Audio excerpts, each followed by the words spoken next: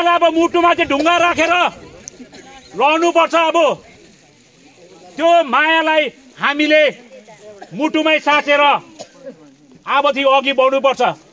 यदि त्यो मायालाई नै माया र साँच्ची नै एउटा भनौँ न घरमा पनि हामी कसै नानीहरूलाई सानैदेखि नै लाजपाट ज्यादा दियो भने पछि बिग्रिन्छ कि बिग्रिँदैन?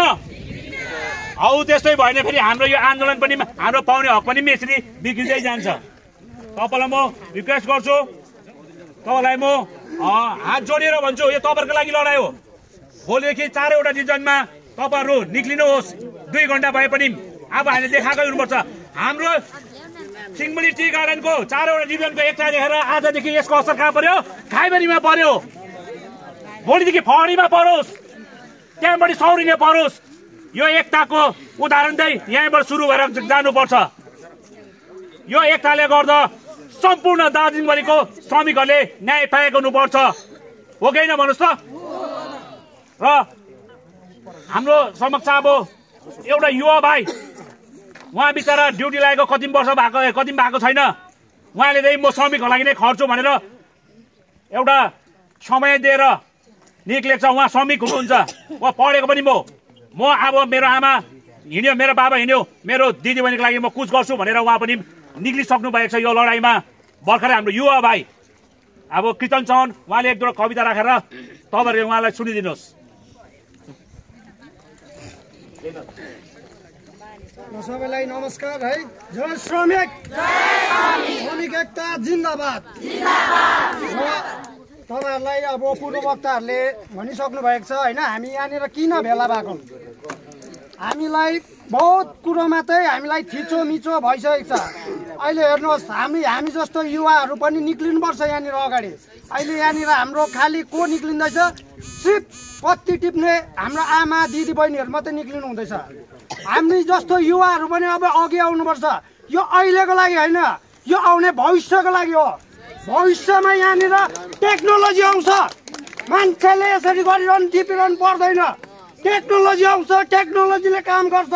त्यति बेला हामी जस्तो पढेको युवाहरूले चाहिँ त्यो टेक्नोलोजीको प्रयोग गरेर यहाँनिर हामी स्वरोजगार बन्न सक्छौँ। त्यही कारण म सम्पूर्ण हाम्रो दाजुभाइ दिदीबहिनी एवं युवाहरूलाई भन्न चाहन्छु कि यो चियापत्ती टिप्ने मान्छे हो, यो फडाइ गर्ने मान्छे हो, यसले त के भन्छ भनेर त नभन। यहाँ आएर बोल तिमी।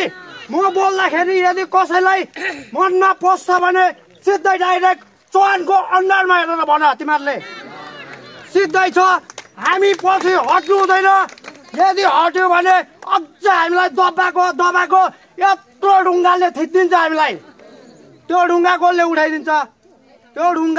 उठाइदिन्छ? त्यसै कारणले म भन्छु सबैजना हामी एक हुनुपर्छ, श्रमिकहरू एक हुनुपर्छ, हाम्रो श्रमिक युवा दाजुभाइहरू एक हुनुपर्छ। तपाईँहरू अनपढ छैन, अहिले कम्ती भनेको पनि एचएस पास छ यहाँनिर, कम्ती पढेको भने पनि एचएसमा हामीले पढेको छौँ त, हाम्रो सिलेबसमै छ।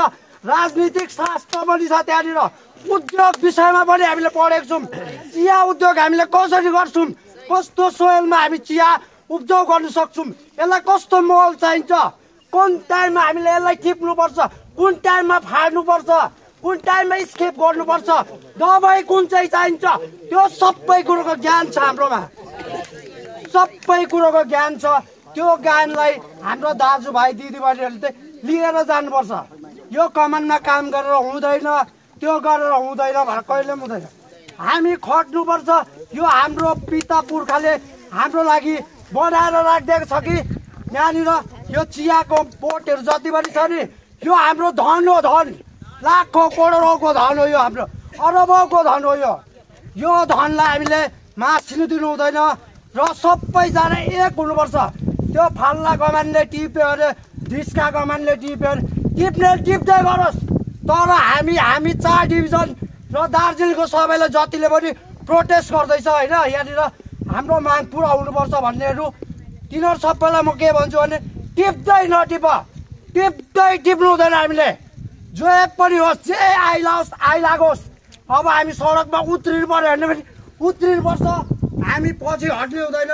र आउने हाम्रो दिदीबहिनी दाजुभाइ युवाहरूलाई मैले फेरि पनि भन्दैछु, तपाईँहरू पनि अघि आउनुहोस्, तपाईँहरू पनि बोल्नु सक्नुपर्छ। हामी त्यो चुलामा कुरा गरेर अर्काको मरौमा कुरा गरेर बिहामा कुरा गरेर हुँदैन अब हुँदैन सोसल मिडियाको जमाना हो यो सोसल मिडिया एआई थाहा छ तपाईँहरूलाई सोसल मिडिया एआई भिडियो भने के हो भनेर सबैलाई थाहा छ सबैले थाहा हुनुपर्छ सोसल मिडियाको जमाना हो तपाईँहरूलाई पनि म भनिदिन्छु होइन सबैजनालाई मिडिया कर्मीहरूलाई पनि म भनिदिन्छु तपाईँहरूले प्रश्न गर्नुहुन्छ भने चाहिँ प्रश्नको उत्तर दिने खालके गर्नुहोस् त्यो पहिल्यै प्रश्न गर्दाखेरि नै त्यो उत्तरै नदिने खालको गरेर कहाँ हुन्छ हुँदैन त्यस्तो प्रश्नको उत्तर गर्ने खालके तपाईँहरूले प्रश्न गर्नुहोस् उत्तर पनि हामी दिन सक्छौँ जस्तै अब हेर्नुहोस् अस्तितिर के हुँदै थियो भने यो टिङलिङमा मैले सुनेको होइन सिक लेख्दाखेरि एप्लिकेसन चाहिन्छ बिमारीले कसरी एप्लिकेसन लेख्छ बिमारीले एप्लिकेसन लेख्छ यो कम्पनी यो हाम्रो छ नि मन्जु सिट कम्पनीको मालिकलाई भन्छु मालिकको नाम म जान्दिनँ दिएको पनि छुइनँ तर म यही श्रमिकको यही कमानको म एक श्रमिकको लेबर हो 250 रुपियाँ हाजिरा खान्छु म पनि मोटेर मेसिन चलाउँछ हामी होइन 7 रुपियाँ लाग्छ 7 रुपियाँको अन्डा त हुँदैन के खानु 7 रुपियाँ अन्डा पाउँछ 7 रुपियाँमा अन्डा खाने पैसा हाने 7 रुपियाँ 7 रुपियाँ अन्डा पाउँछ अहिले त्यही कारण सबैजना जाग्नुपर्छ चुलामा गफ गर्नु हुँदैन मैले भनिदिइहालेको छु तिनीहरूलाई म भनिदिएको सबैलाई तपाईँहरूलाई डराउनु हुँदैन ठ्याक्कै हामीले मागेकोमा संवैधानिक माग हो यो संविधानमा लेखेको छ श्रमिकहरूलाई मिनिमम वेजेस